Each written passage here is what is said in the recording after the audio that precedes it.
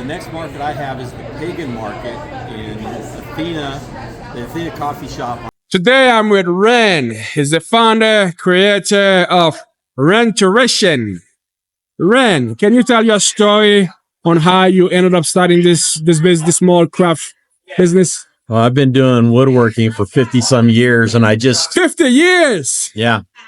It's a long time. So I like making stuff in wood, and I like making stuff that's kind of unique, that's different than everybody else makes. It's a lot of fun. So Ren, I guess that's a long time. So how did you learn woodworking? Was it in school? You took a class or something like that? Yeah, I started when I was in 7th grade. So I was, 12, 14 years old, something like that. And then you learn it and you start making it? And I just keep making stuff all my life. And you say this is more like a hobby for you, right? It is a hobby. I'm retired, and this is what I do for fun. I just make stuff and sell it so I can keep on making stuff. And why didn't you pursue a career in woodworking? I actually wanted to be an airline pilot, so I went to school to be an airline pilot, and then did different things all my life. And then when you retired, you decided to get better at woodworking again? Yeah. And when you're making your product, do you just go to Home Depot and get the plywood? Or oh, no. Okay. I try to get all my wood from sources that wood that's already been used. So I recycle a lot of wood that other people are throwing away, or like a barn getting torn down, or an old table being thrown out, or something like that. Because I like wood that has a provenance, that's got some history to it. And how do you usually find those? It's not easy. You have to do a lot of looking. And when you find them, you have to do some remodel with them, kind of, to fix them up. Yeah, you got to reclaim the wood, and you've got to basically figure out what you can make out of it. It doesn't come in perfect shape. You have to. Right. I guess when you get that, how do you decide which item to make out of it? So it depends on what I'm making. And when I start to make a particular item, then I look at what I've got, what kind of wood that I have, and then make it out of whatever I've got on hand. And you use as much of the wood as possible, because you don't want any of it to go to waste, right? Yeah. I guess, do you get custom order from people? I mean, how does that work? Occasionally I'll get a custom order, and when I get a custom order, I just make it. And if they like it, they buy it. If they don't like it, then I'll sell it to somebody else. No hard feeling. And when did you decide that you should come to craft show? Gosh, it's been about 7 years ago I started doing them.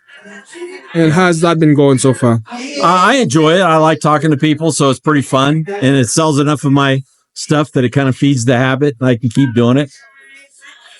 I know you probably seen that.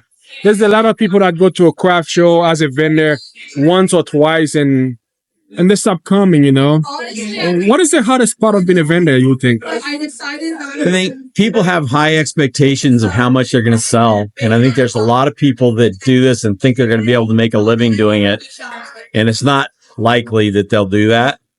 I think if people look at it as I do, that it's a hobby, and if it pays for itself, then great. They'd have lower expectations. It's a lot of hard work. Doing vendor shows is difficult. A lot of standing around, and a lot of preparation, a lot of work to get ready for the show, and then long, hard days at the show. So, yeah, it's not easy.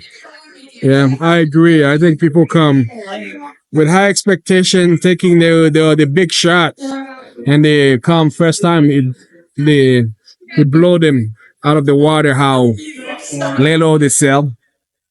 I think a lot of people go to the wrong event, so you have to know what your product is and who it's targeted toward. I have a big variety of stuff, so I can attract a lot of different kinds of people. And, at some events, I'll sell 2 or 3 items of one kind of thing, and then I go to a different event, sell different stuff. And it sometimes surprises me what sells at an event. So, I pretty much take everything I have to all the events and see what sells. But I think, there's a lot of people that just target, they have a limited kind of scope as to what they do. And sometimes they target the wrong events. Some events are very expensive to get into. And I think people hang their hats on the fact they're going to sell a lot of stuff and then don't. So it's hard. It's very difficult. This is a good event. This one sells pretty well and it's not hard to get into. It's low entry price. I would like to see a lot more people that hand make stuff come here. So more stuff that's artistic, and unique and different. They would do really well here. So I encourage that. And what kind of event do you go to usually? I do a lot of different kinds. So, I try to go to events where there's a lot of handmade stuff. One of my best events is a pagan market. Some of the stuff that I do has a metaphysical side to it, and they're very receptive to that. They'll buy pretty much everything that I've got. And so the pagan markets do really well. I do really well at just regular pop-ups like this one. I do quite well. So it's just a matter of, finding the right ones. And a lot of it's being there over and over and over again so that the people that come to that market on a regular basis know you and see you and, they talk to you and they'll come back. If they don't buy something this show, they'll come back to the next show and maybe buy something that they've been thinking about for a month, So that happens. So going repetitively counts, makes a difference. Yeah, I agree. And talking to people counts. I like to talk to people. Success is not just showing up one time and get pissed you didn't sell anything. Yeah. I think a lot of vendors don't have that business mindset to think that it will take time and they give up after one or two. Yeah, a lot of it's just talking to people, having a story to tell about your products and telling people, talking to people about them. Totally agree. And I guess, what's the future for the business, for the small craft hobby you have? I think there's a good future for it. As our economy becomes stronger, people will have more money to spend. Right now, we're doing pretty well.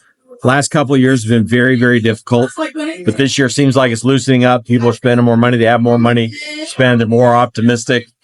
And I think there's a renaissance to people that want to buy from handmade products from local people. They're really interested in that locality, buying from people that they know or, people that they'd like to know sometimes. I make a lot of friends here and people will call me during the week. They take my card and take my number and call and talk. And that's really good. I think there's a renaissance to that. That's great. And the one thing that you mentioned earlier is that you would like to see more people that homemade the items come here. Yeah. I think because when I think of craft show, I think of homemade items, but it seems like there's a lot of MLM, Temu, Amazon stuff that people bring to craft show. When you see that, Ren, does that discourage you that they bring those stuff in the craft market? It doesn't discourage me, but I'd rather see stuff like I have that's handmade. So a lot of people making stained glass stuff and ceramics, and there's so many different things and just art. There's a young lady over here who's got some really eclectic art in fabrics that's just awesome. I mean, her stuff is a little bit different taste than most people have, but she's filling a niche, and I think a lot of people have been really interested in what she has. It's all really handmade stuff. So I see a lot of people doing kind of niche stuff that's not niche anymore, like the 3D printed plastics, the laser cut wood. There's a lot of people doing that, so it's not unique anymore.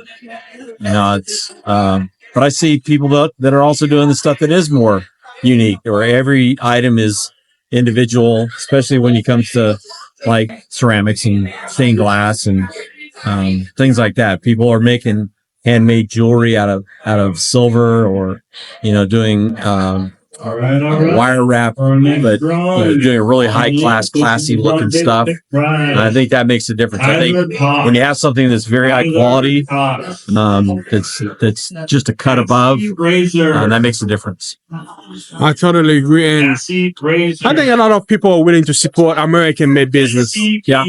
I think people, when they see you make it here, Utah, whatever, people want to see more of that. I think. I guess, where can people find you? I'm pretty easy to find, so I'm not online, but I do have a card and my number. People can call me and text me. I'm at a lot of pop-up markets. All right, Ren, and thank you for talking to us. Happy to. Okay, we'll see you next month, I guess. Yep, I'll be here. Yeah. What?